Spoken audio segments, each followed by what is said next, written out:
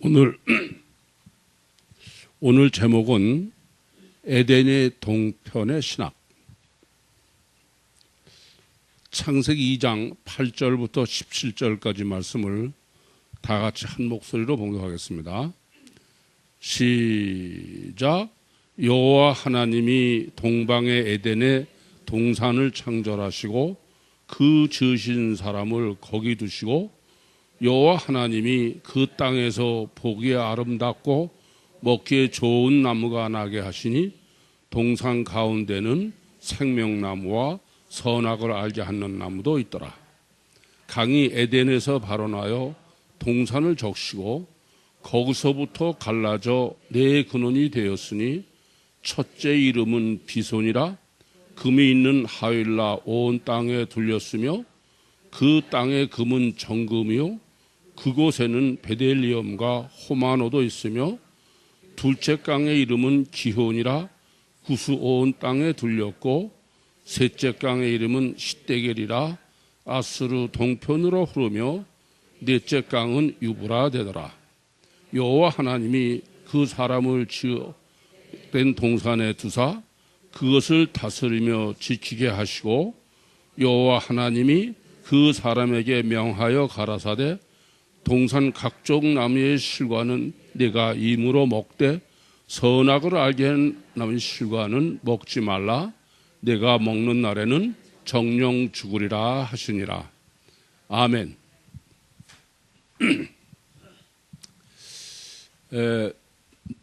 성경을 다른 데 해석하는 것도 다 마찬가지입니다만은 우리가 지금 창세기를 해석하고 정립하고 있는데 항상 잊지 마셔야 될 것은 전체, 우선 제가 늘 말씀드린 대로 코끼리다 그렇게 말씀드렸는데 전체 속에서 그 부분을 해석해야 된다. 뭐 부분을 해석해서 끼워 맞춰가지고 전체를 알라고 그래봐야 그건 불가능해요. 되질 않습니다. 그러니까 어렵죠. 먼저 전체를 생각해야 된다. 전체 속에서 부분을 해석할 수 있어야 된다. 두 번째는 항상 하나님의 목적을 생각하셔야 돼요. 하나님은 목적 없이는 아무것도 하실 수가 없습니다. 우리는 뭐 목적의식이 없이도 살 수 있고 행할 수 있지만 하나님은 전지전능하시고 절대선 절대의시고 시작하시기 전에 결과를 미리 다 아세요. 그런데 하나님이 명확한 목적 없이 무엇을 하신다는 건 그건 하나님을 하신다고 이해하는 게 아닙니다.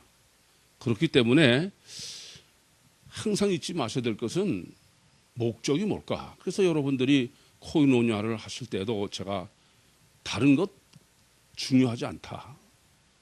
본문이 말씀하고자 하는 목적이 뭐냐. 그게 잘 보이지 않으면 그건 아무리 부분을 여러분이 정확하게 해석해도 그건 아무 의미가 없습니다.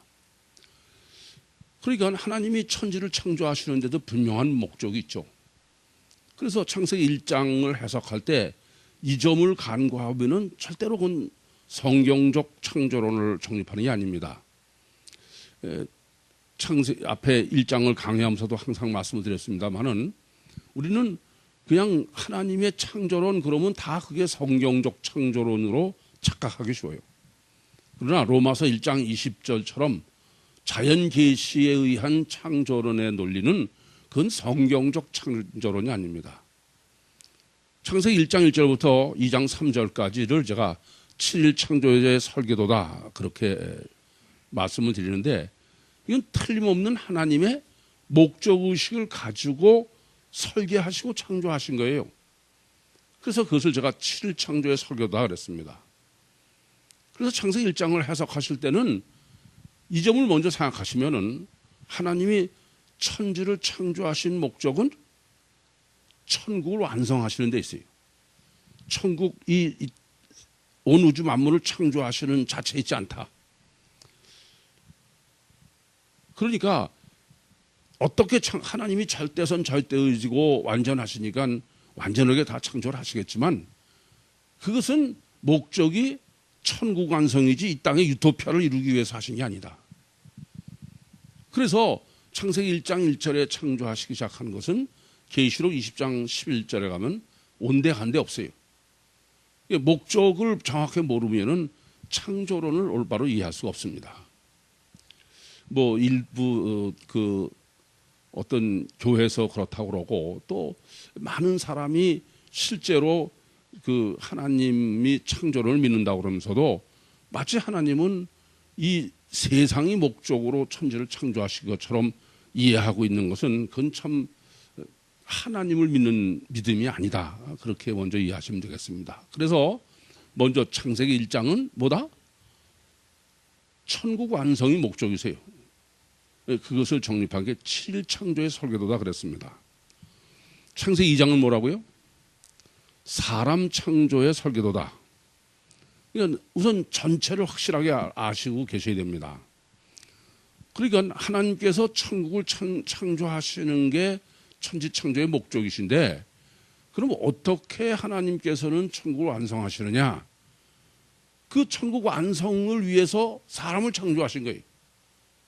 그러니까 그것을 모르시고 사람 창조한 걸 이해하시려면 전혀 사람을 왜 창조하셨고 어떻게 창조하시는 것을 여러분이 올바로 이해할 수가 없습니다. 그래서 방금 말씀드린 대로 먼저 생각하실 것은 하나님의 목적은 천국을 완성하시는 데 있고, 그 천국을 완성하시는 데 있어서는 사람을 통해서 완성하신다. 그렇지 않으면 사람을 창조하실 이유가 없어요. 그래서 천국 완성을 위한 사람 창조다. 그러면 그것은 사람의 영혼이 천국에서 구원을 받는 것으로 천국을 완성하시는 것이다. 그렇게 성경 전체에서 우리는 충분히 이해할 수 있습니다. 다르게 말씀드리면은 이런 그 하나님의 창조의 목적을 정립하시지 못하면은 부분적으로 우리가 이해가 되든 안 되든 간에 방향이 잘못되는 거예요. 거의 제가 보면은 다 요새 정리해드린 대로 관념으로는 하나님이 천국 구원이라고 그러면서도 모든 교회가 아니 율신을 섬기는 모든 종교가 마치 육신과 세상 구원을 위한 하나님의 창조인 것처럼 섭리신 것처럼 그렇게 이해하고 있는 점은 제일 먼저 이와 같이 하나님이 천지를 창조하시고 사람을 창조하신 목적을 정확하게 정립하지 못한 이유다. 그렇게 말씀드릴 수 있습니다. 그래서 창세기 2장의 구성은 2장 7절에 사람 창조의 설계도, 사람을 하나님께서 어떻게 창조하셨느냐, 그것을 7절 한 절에 요약해서 정확하게 정립해 주셨습니다. 그리고 18절에는 하나님은 전지전능하심에도 불구하고 아담과 하와를 동시에 창조하시지 아니하시고 아담만 창조하셨어요. 그래서 그래 놓으시고선 하나님 스스로가 하나님 보시기에 좋은 게 아니에요. 독초하는 게 나쁘다 이겁니다. 그렇게 강조를 하시고, 그리고 우선 24절에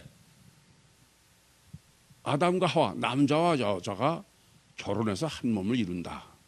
이런 그 창세기 2장의 사람 창조의 설계도를 이해하시는 것도 어떤 관점에서 정립하셔야 되냐면, 하나님은 목적 자체가 천국 완성이고, 천국 완성을 하는 데 있어서는 사람을 통해서 사람의 영을 천국에서 구원하는 것이다. 그러니까 하나님이 사람을 창조하신 목적에 맞게 창세기 2장을 하나님께서 설계하셨겠죠. 그렇지 않습니까? 그렇지 않으면 창세기 2장을 바로 사람 창조의 설계다라고 하더라도 이러한 하나님의 목적을 정확하게 생각하지 않으면 창세기 2장 해석이 불가능하다.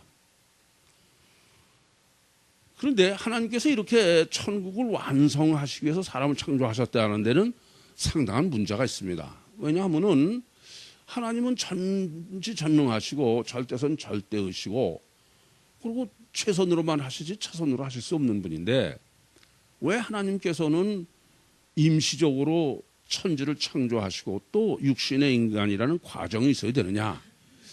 그 이해가 사실 어렵죠. 근데 그것이 바로 하나님의 자연 환경 창조와 사람 창조에 인간이 타락을 하는 원죄, 일반적으로 원죄라고 그러죠. 원죄 신학을 정립하게 기록되어 있고 그 원죄로부터 구원의 신학이 정립되어 계시를 하신 거예요. 그러니까 하나님은 자연 만물을 설계하고 창조하시는 데 있어서도 사람을 설계하고 창조하시는 데 있어서도 거기에는 하나님이 인간을 구원하시는 목적이기 때문에 그 구원은 애초부터 그냥 완전한 한태로 하시지 왜 구원하시냐. 그건 우리가 뭐 이미 앞에서 정리해드린 대로 인간을 발전태로 했다 그렇게 우선 정립해 드렸는데 그래서 그것을 이제 올바로 이해하시려면 오늘 8절부터 17절의 원죄론이에요. 본문은 지금 17절에 네가 동산 가운데 각종 실과는 임의로 먹되 선악을 알게 하는 나무의 실과는 먹지 마라. 먹으면 정령 죽으리라. 원죄죠. 그러니까 이 놀라운 사실은 창세기 2장 4절부터 원래 17절까지가 한 단락으로 되어 있어요. 그렇죠? 그런데 그 한 단락 속에 사람의 창조의 설계도와 원죄의 설계도가 같이 지금 계시하고 있는 거예요. 이해되십니까? 그리고 그 결론이 원죄론이에요. 그러니까 4절부터 7절까지는 사람 창조의 설계도고 지금 18절부터 17절까지는 원죄의 설계도예요. 이게 뭐 우선 이 방향을 바로 잡지 못하시면 본문 해석부터 어려워요. 오늘은 8절만 정립할 것인데 이 목적을 성경의 목적을 정확히 모르시면은 8절 해석도 전혀 틀려진다 그런 말씀입니다. 그리고 18절부터 25절은 구원의 설계도예요. 그게 사람 설계도 속에 하나님은 사람의 타락, 원죄의 설계도에서부터 구원의 설계도까지 다 계시하도록 사람 설계도를 하나님이 설정해 놓으셨다. 이 방향을 먼저 바로 보셔야 되겠습니다. 그렇지 않으면은 오늘 본문 해석의 방향이 전혀 틀려져요. 그래서 오늘 8절 보시면은 여호와 하나님이 동산의 에덴의 동산을 창설하시고 그 지으신 사람을 거기 두시고 그 지으신 사람이라는 것은 바로 앞절 창세기 2장 7절에 하나님께서 여호와 하나님이 흙으로 사람을 지으시고 생기를 그에 불어넣으시니 사람이 생명이 됐자 그거를 지금 반복하는 거예요. 그러니까 바로 7절에서 창조한 사람을 갖다 놨다 이게요. 그래서 지금 8절을 바로 정립하는데 첫 번째는 우선 두 가지를 정립해야 돼요. 하나는 뭘 정립해야 되냐면 지금 본문의 요구입니다. 물론 본문 지금 기록된 대로는 에덴의 동편의 신학을 정립하고 그리고 이미 7절에 정립해 주신 하나님이 지으신 사람의 신학을 정립해야 돼요. 두 가지를 그러니까 사람과 그 환경이 다 하나님은 어떤 목적으로 하셨다?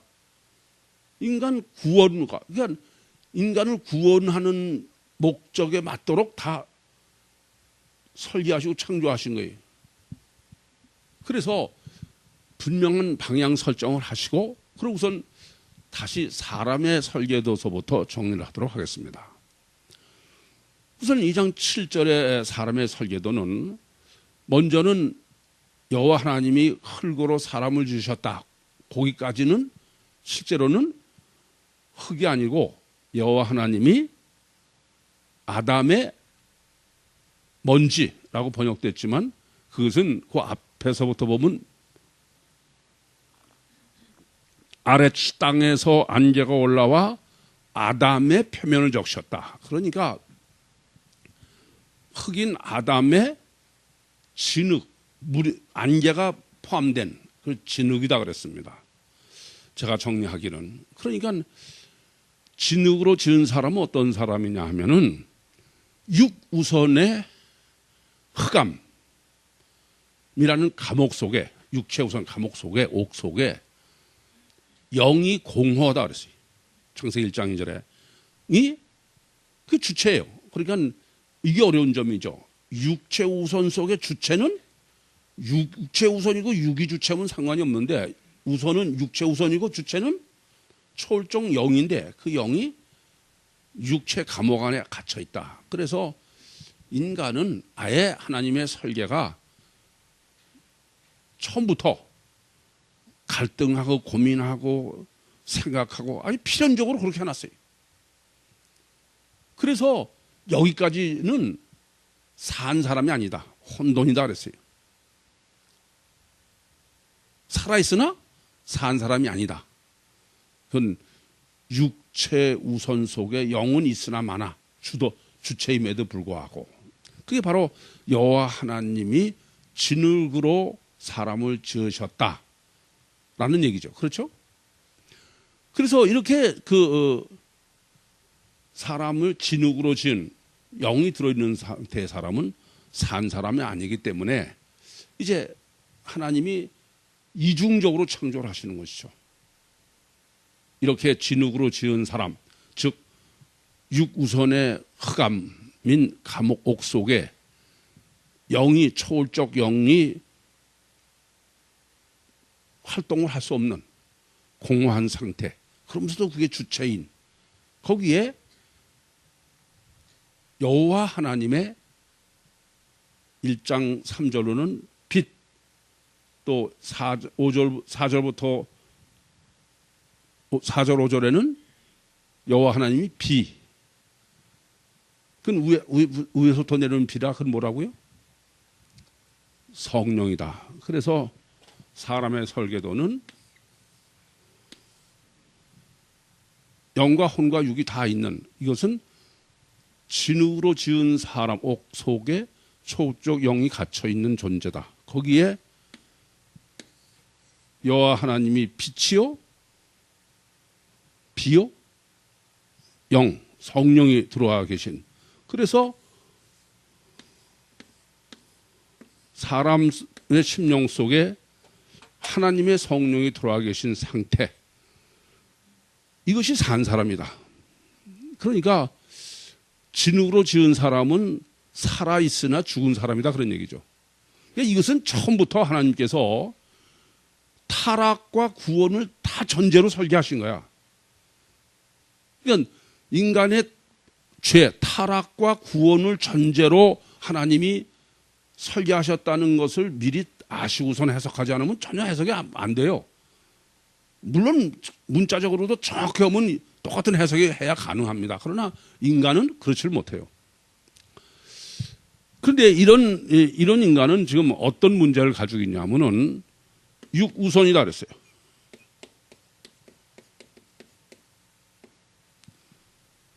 그렇기 때문에 영이 초월적 영이 들어있지만 육우선이다 그랬어요. 그래서 영은 공허하다. 그렇게 1장 2절에 표현한 것처럼 영이 영의 역할을 할 수 없는 거예요. 그리고 이건 죽은 사람이다 그랬어요. 그런데 하나님의 성령이 들어오시면 어떠냐? 또 이 영이 우선이다 그랬어요.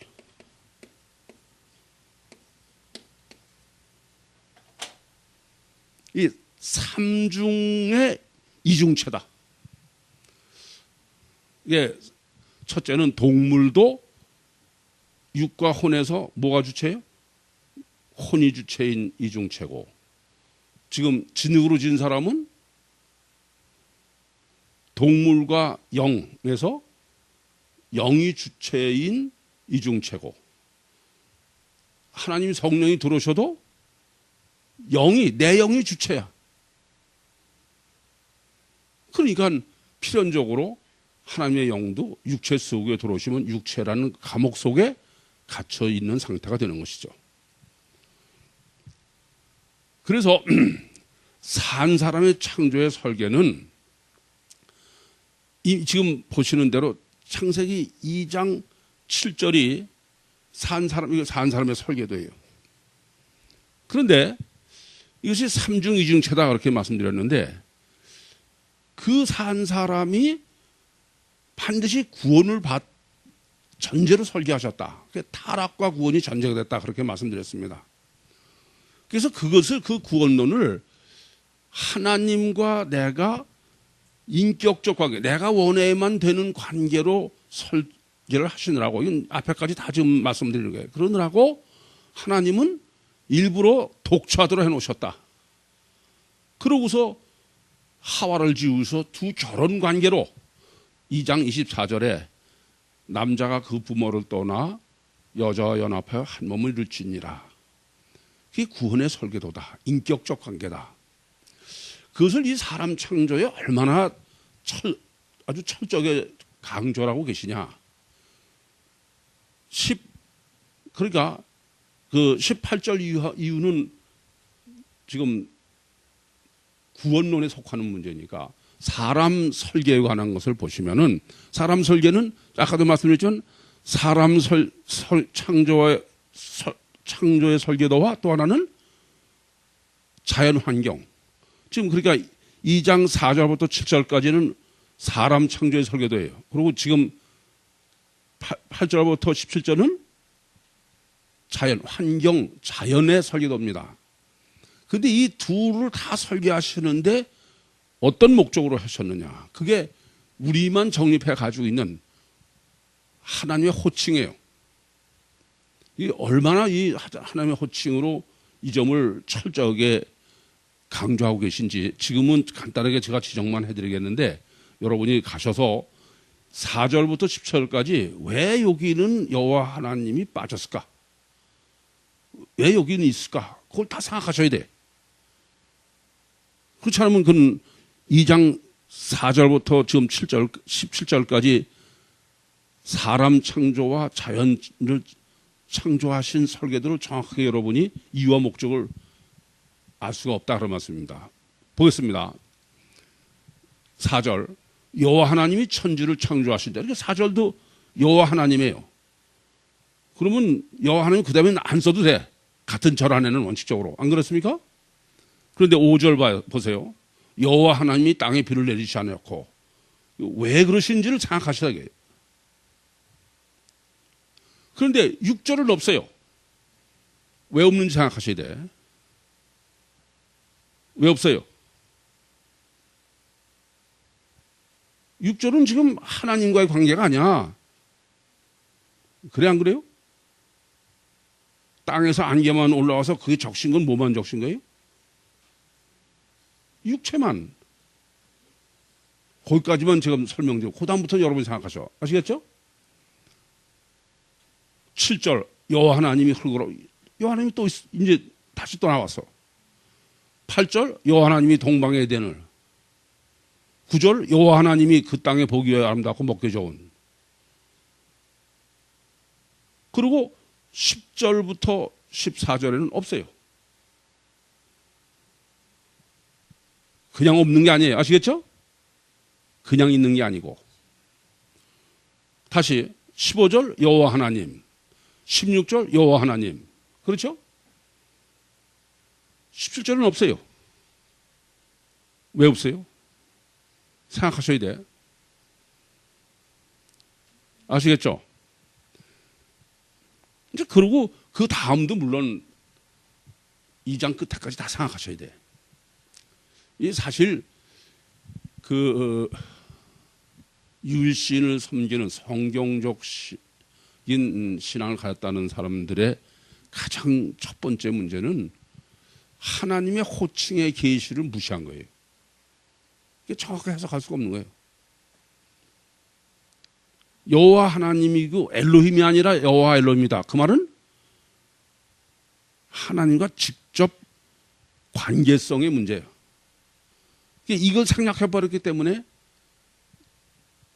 종교적 구원론이 유일신의 구원론이 된 것입니다. 뭐 여기까지만 이걸 다 지금 설명드리려면은 방향이 틀려지고 또 그럴 필요도 없어요. 여러분이 그것은 이 17절 할 때까지 왜 여기는 여호와가 하나님이 있고 여기는 없는지를 다 그 매 건이 틀리기 때문에 써 있는데도 여호와 하나님이 없다게 그것을 정립하시지 못하면은 그건 창세기 정립을 바로 하시는 게 아닙니다. 자, 이번에 이제 이렇게 사람 창조의 설계도도 하나님은 어디에 초점을 맞추셨다? 타락과 구원이에요. 타락이 없으면 구원도 없어요. 사실은. 그러니까 사람 창조의 설계도도 애초부터 타락과 구원. 미리 아시는 대로 왜 타락해요? 인격적 관계이기 때문에. 그럼 반대로 구원도 뭐로 구원이에요? 인격적 관계죠. 그러면 이제 오늘은 여호와 하나님이 동방의 에덴에 동산을 창설하시고 자연이죠. 그리고 지으신 사람을 거기서 다 사람은 지금 정리했어요. 그럼 이제 자연 환경을 정립하는데, 그럼 자연 환경은 하나님이 왜 어떻게 설정하셨겠어요? 그것도 타락과 구원을 전제로 설정하신 거지, 그냥 하나님이 생각 없이 자연 환경을 설정하신 게 아니에요. 제가 주석이나 다른 걸 보면은 뭐 굉장히 그 원어 같은데 충실하고 뭐 그런 건 좋습니다. 그런데 도대체 하나님이 왜 하셨을까? 그 목적이 없으니까 굉장히 그럴듯한데 전혀 그 방향이 없고, 전혀 그 마치 능력은 많은데 인격이 없는, 지정의가 없는 그런 하나님이 돼버리는 거예요. 그건 바로 그 해석을 못합니다. 그래서 이제 8절에 여호와 하나님이 에덴의 동산을 창설하셨다. 그 창설하셨다. 나타흐라는 단어를 좀 정리를 해야 되겠습니다. 지금 그 창세기 1장서부터 여기까지 우리가 정리하면서 중요한 단어들은 동사, 뭐 다 정리를 안 했습니다만은 꼭 정리해야 될 필요가 있는 것은 정리를 했어요. 제일 첫 번째는 바라죠. 창세기 1장 1절에 바라는 뭐다? 전무한 상태, 없는 상태에서 존재로의 전환, 아예 바뀌는 것이다. 그래서 바라라는 동사는 하나님이 주어가 아닌 경우에는 쓴 경우가 없다. 두 번째는 아사예요, 아사. 아사라는 것은 사람도 하나님도 다 쓸 수 있는 단어다. 그것은 do, 행위, 영어로 do 또는 make. 그러니까 하나님이 그 천지를 다 창조하시고 2장 1절에 보면은 천지와 만물이 다 이루니라. 하나님이 지으시던 일, 이렇게 지으셨다고 하는 것은 창조와 다 포함된 얘기죠. 그럴 때 하나님, 이것은 사람도 하나님도 다 썼다 그랬습니다. 세 번째는 2장 7절에요. 여호와 하나님이 흙으로 사람을 지으셨다. 야짜르라는 단어죠. 그 야짜르라는 단어는 제일 쉽게 우리가 이해하려면 특별한 목적을 가지고 했을 때, 그 야짜르라는 동사에서 제일 이해하기 쉬운 거는 토기장이에요. 토기장이가 토기를 빚는 것을 흙을 가지고 정확한 목적을 가지고 만들죠. 그래서 영어로 짓다라고도 빌트라고도 할 수 있고, 또 하나는 형태를 갖춘다 해서 폼이라고도 하는데, 사실은 그것도 뭐 정확한 거 개념을 끊지 않아요. 이것은 그 행위자가 특별한 목적을 가지고 하는 것을 강조할 때, 그래서 하나님께서 흙으로 사람을 지으셨다. 토기장이가 흙으로 그릇을 빚었다. 그런 거랑 같은 의미가 되겠습니다. 그리고 이제 오늘 그 창설이라고 번역된 나타그라는 단어는 영어로 플랜트로 대체로 번역해요. 그러니까 뭐 무엇을 곡식을 심다 또는 고정하다, 설치하다 이런 거예요. 뭐 이런 그 사실을 그 외국어를 다른 나라로 완전 정확하게 번역한다는 건 불가능하죠. 어쨌든 이것은 지금 이렇게 하나님이 창조하신 것에 대해서 특별히 어떻게 용도가 되게 설치하셨느냐, 그런 개념으로 나타그라는 단어를 쓰지 않았나 그렇게 보여집니다. 지금 하나님께서는 나타흐, 그 에덴의 동편에 동산을 창설하셨다. 그 나타흐라는 창설에가 걸리는 단어가 무려 3개나 돼요. 뭐예요? 에덴, 그리고 동편야, 그리고 동산이에요. 물론 이 가장 쉬운 해석은 에덴도 지역 이름이니까 그러니까 뭐 어느 지방을 생각하면 되고 동편이라는 방향이니까 그러니까 에덴에서부터 동쪽이다. 거기다 동산을 창설하셨다. 거기에 또 동산이 있다. 그러니까 사실은 잘 생각해 보시면은 무슨 말인지 잘 이해가 안 돼요. 왜냐하면은 그 동산이라는 개념이 그렇게 쉽게 그런 공간적으로 설명이 가능한 얘기가 아닙니다. 그래서 우선 이 세 단어의 개념을 먼저 생각하셔야 되겠는데 에덴이라는 단어는 무슨 뜻이냐면 다 뜻이 있을 거 아니겠습니까? 에덴은 화려하다. 또 복락, 평안. 그것에서 봐서도 우리가 극락, 아주 낙원이다. 그렇게 표현하는 게 에덴이죠. 그렇지 않습니까? 그러니까 에덴이라는 말 자체가 이미 하나님이 에덴을 창설하셨다는 말은 아주 극상의 상태로 지금 에덴이라는 것을 설치하셨다. 그런 얘기가 돼요. 그런데 동편이에요. 동이라는 것은 에덴에서 동쪽이죠. 왜 동쪽일까요? 이 동이라는 그 원래 의미는 우리가 생각하는 방향의 동이 아니에요. 그런 개념이 없진 않죠. 이건 앞이다, 먼저다. 그래서 해가 뜨는 쪽이에요. 그렇지 동은 우선 해가 뜨는 쪽이 아닙니까? 그래서 성경에 보시면은 늘 그 이스라엘이나 유대 쪽에서 동쪽은 어떤 거냐면 물질이 풍부한데요. 물질주의, 물질 만능주의. 그래서 에덴이 이렇게 아주 평안하고 복락을 누리고 화려한 데다가 그게 왜냐면 또 그 에덴이라는 게 뭐 영적이라는 얘기는 아닐 거 아니에요. 지금 지역이니까. 그런데 거기다 한 수 더 뜬 거야. 그것 중에서도 또 더 나은, 더 좋은, 더 풍부한 이런 개념이죠. 그게 뭐 이 에덴으로만 그냥 해도 되는데 거기다 그냥 또 강조로 동쪽으로 해놨어. 근데 동쪽, 그냥 에덴 동쪽에 갖다 놓으신 게 아니고 에덴 동쪽에 뭐예요? 동산을 창설하셨어요. 동산. 여러분 동산은 개념이 어떤 거예요? 그 예수님께서도 겟세마네 동산에서 기도하셨지 않았습니까? 그 동산이 어떤 개념으로 여겨지세요? 네? 노는데. 이 동산이라는 개념은 그 가리우다야. 다른 데로부터 보호하는 가리우다. 아시겠어요? 그러니까 말대로 뭐 마음대로 알아도 되는 데죠. 그런 의미가 되겠죠. 덮다는 거야. 이게 뭐로 덮은 거야? 더 하나 생각하면 보호하다 이런 겁니다. 그러니까 동산이라 그러면 우리가 생각하면은 무슨 언덕 같은 걸 생각하잖아요. 그렇지 않습니까?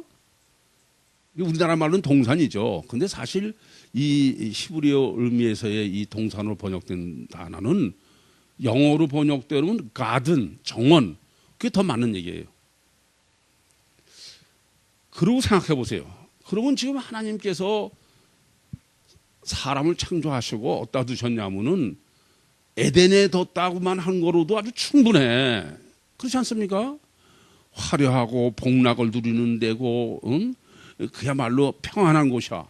근데 그걸 또 어떻게 하면 거기서 또 동쪽.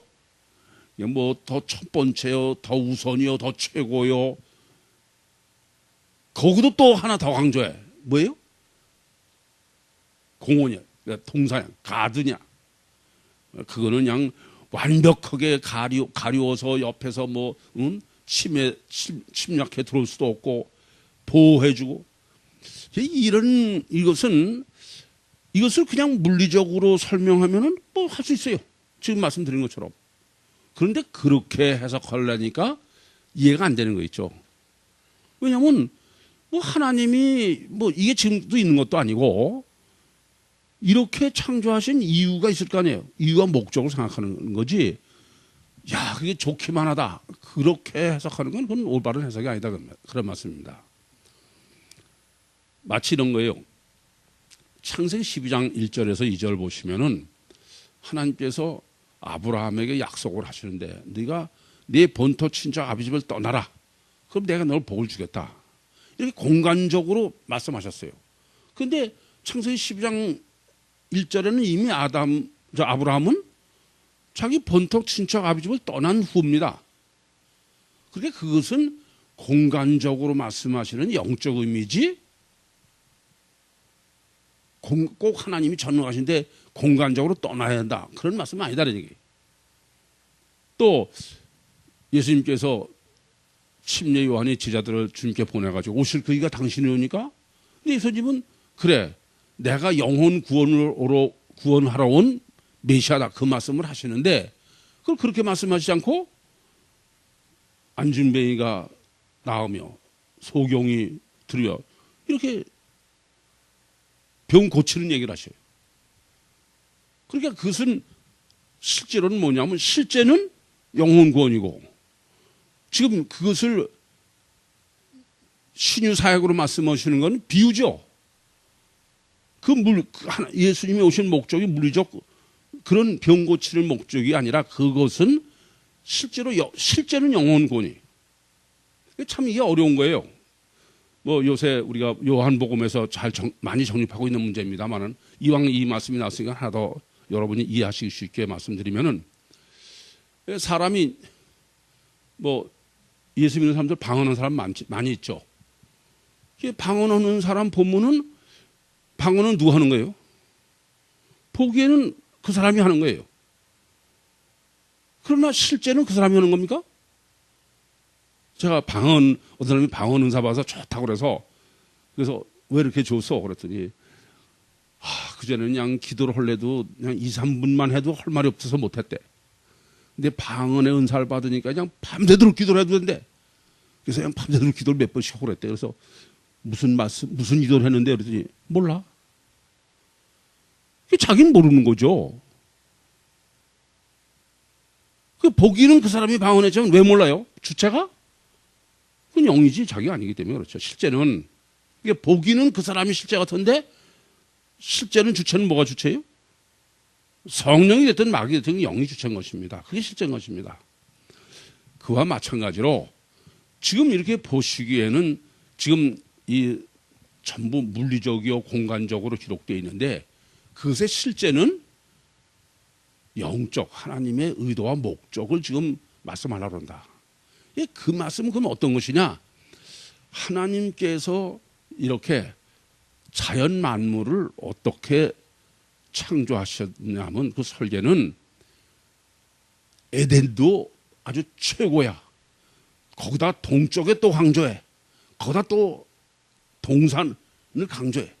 그 말은 제가 창세기 1장을 정립하면서 하나님께서 자연 만물을 창조하시고서는 하나님 보시기에 좋았더라. 매번 그렇게 평가하신다고 그랬어요. 이건 다른 사람이 좋은 게 아니에요. 우리가 봐서 좋은 거라면은 잘못 보고서 좋다고도 여길 수 있어. 그러나 전지전능하신 하나님이 좋으시다 그러면 그건 뭐 더 이상 없는 완전한 것입니다. 이렇게 하나님께서 하나님 보시기에 좋게 창조하셨다는 창세기 1장에 그것을 지금 요 8절 한 군데서 뭐로? 에덴으로 지금 말씀하시는 거예요. 그러니까 1장에서 하나님 보시 좋았더라가 어느 정도냐? 지금 표현대로 보면 에덴 그것보다도 더 그냥 동쪽 그보다 더 가든 아니면 최고다 더 이상 그러니까 그야말로 완성태요. 또 극락 그야말로 극락이야. 더 이상 좋은 게 있을 수 없는 그야말로 유토피아다. 그런 말씀이 되는 것이죠. 다시 말하면은 인간이 아무것도 추가할 필요가 없이 완전하고 극락으로 자연과 환경은 하나님이 설계하시고 창조해 놓으신 거다 그런 말씀이에요.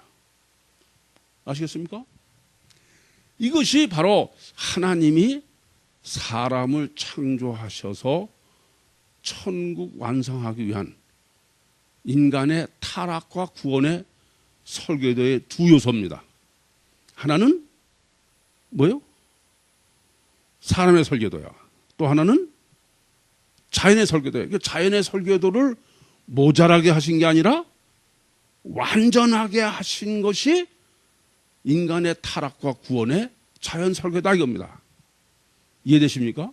그러니까 이런 하나님의 목적을 이해하시지 못하면은 에덴에 입만 벌리고 있는 거야. 그래가지고선 맨날 뭐 목사들이 에덴이 그리워서 못 가는 신세를 하는 거야. 하나님은 이렇게 완전하게 해놨는데 이것이 바로 타락의 설계도요 구원의 설계도라고 말씀하시는 것인데 이해가 되십니까? 뭐 세미나 때 이 본질은 여러분이 정립을 해드렸기 때문에 대체로 여러분들은 이미 속으로 그리고 있으실 거예요. 근데 사실은 그렇게 해서는 안 되는 겁니다. 원칙적으로 본문에서 기록한 대로 정확하게 정립하셔서 세미나 때 정립한 것이 정립이 되죠. 이해되시죠? 무슨 말씀인지?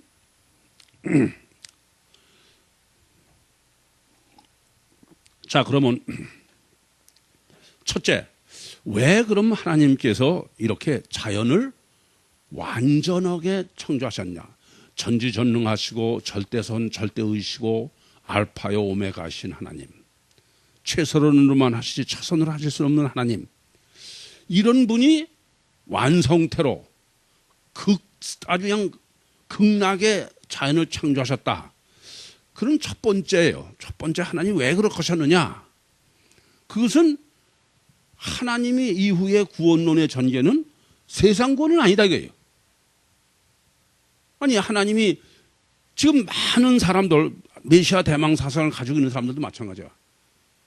마치 율신이 이 세상을 구원해야 될 대상으로 그렇게 여기고 그걸 율신 신앙으로 생각하고 있는 거예요. 그런데 하나님은 애초부터 그건 아니다 이거예요. 이걸 아예 완전하게 해놨으니까 하나님이 더 이상 이 자연에 대해서는 하나님이 구원하실 이유가 없다 이거예요. 구원론을 여러분이 정립함에 있어서 이해되시죠? 무슨 말씀인지? 이게 굉장히 중요합니다. 그래서 자연은 있는 상태가 가장 완전한 거예요. 저는 그래서 그런 측면에서 그 미국 사람들이 그 하는 게 동의가 돼요. 그러니까 가사 지난번에도 그 요세미리 파악에 가보니까 산불이 나서 굉장히 탔어요. 근데 그 사람들은 그걸 복원하지 않아요. 그냥 놔둬. 언제라도 자연 상태에서 거기서 또 그 나무가 나고 그러도록. 왜냐하면은 해놓으신 상태가 최선이다 이거예요. 그런 거지 뭐 사람이 가서 이제 거기다가 산불 난 데다가 또 식목하고 그런 걸 안 하더라고요. 상당히 일리가 있다 그렇게 얘기해줬어요. 지금 본문이 그런 의미예요. 그러니까 자연은 사람이 손댈 필요가 없게 하나님께서 완전하게 그렇게 이미 설정해 놓으셨다.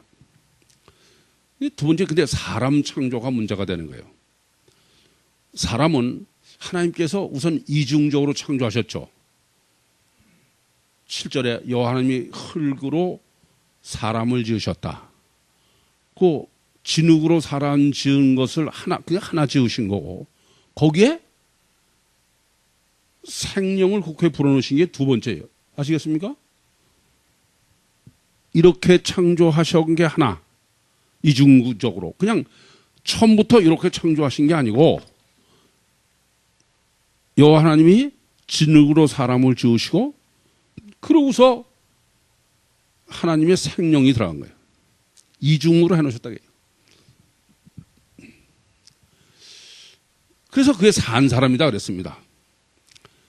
그런데 왜 이렇게 이중으로 하셨느냐? 그것은 우선 하나님과 이 관계는 무슨 관계다? 인격적 관계다 그랬어요. 그래서 아까도 그 사람 창조해서 하나님 사람을 짓다. 야자로를 먼저 정립해 드릴 때 여호와 하나님을 7번이나 지금 2장 4절부터 17절까지를 정리해 드렸죠. 그 의도가 뭐냐면 안에 침입해 들어오셨는 게 아니라 뭐 우선? 육이 우선이고 영 우선이기 때문에 내가 원하야만 되는 거예요. 내가 원하야만 인격적 관계다 그랬습니다.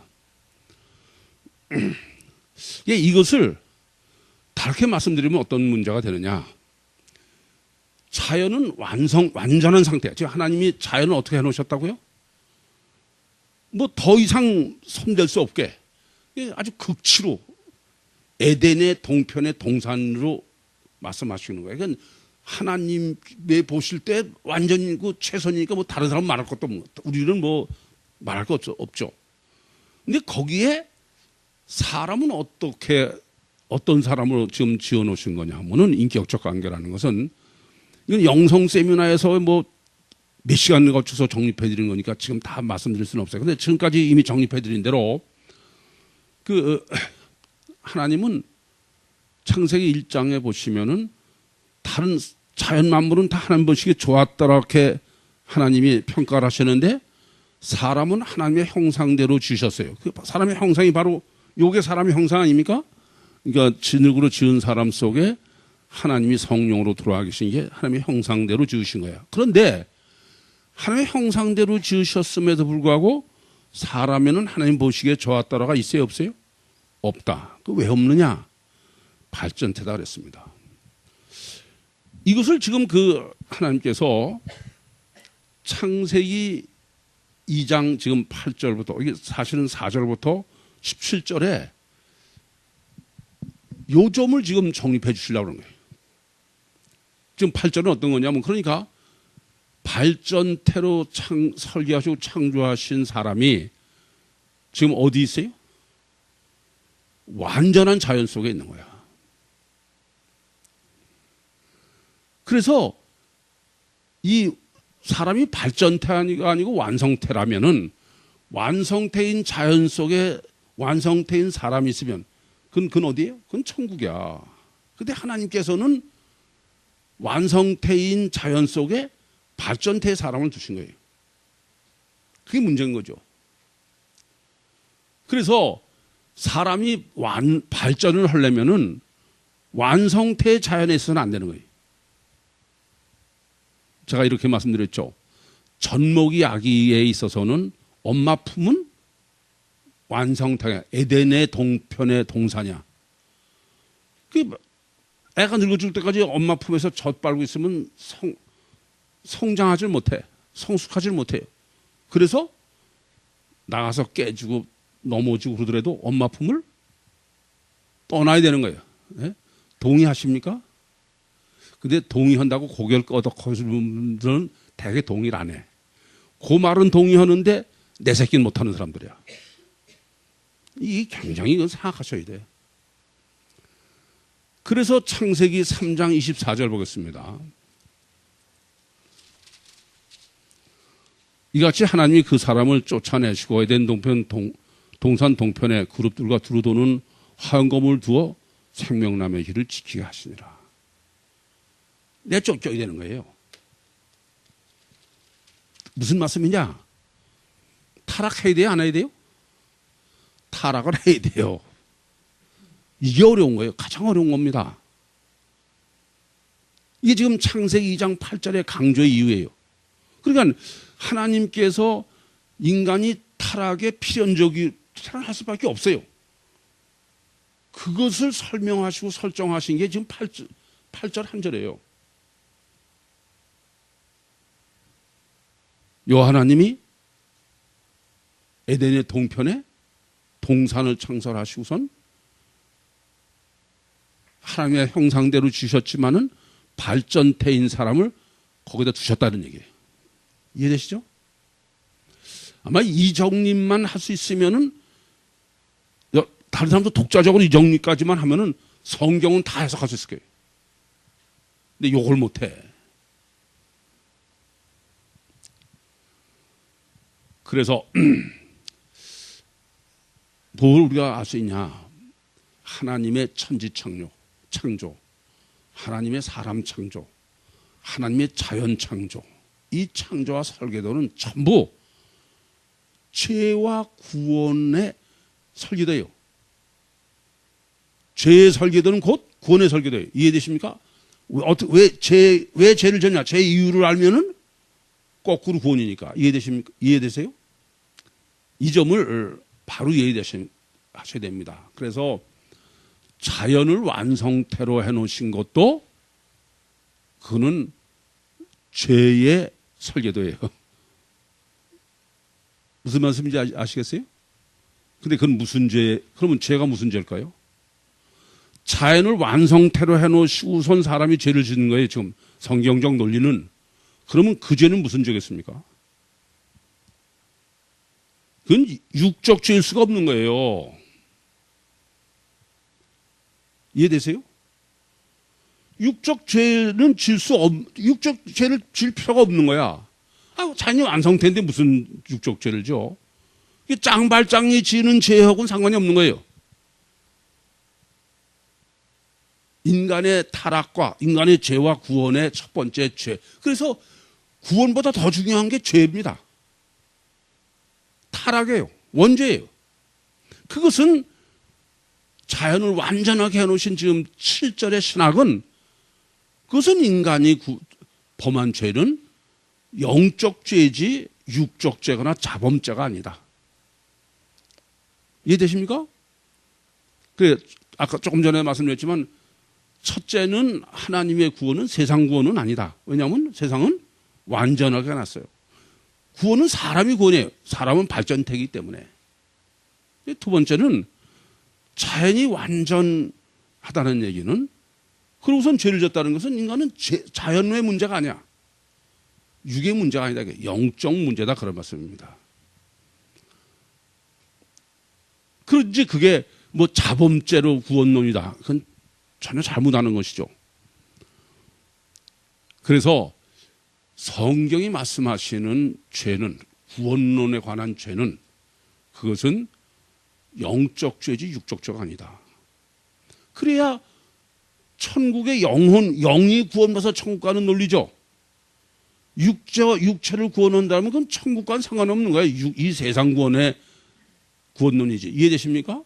그건 처음부터 이렇게 자연과 사람 창조의 설계도로 하나님께서 꼼짝 못하게 해놓으신 거예요.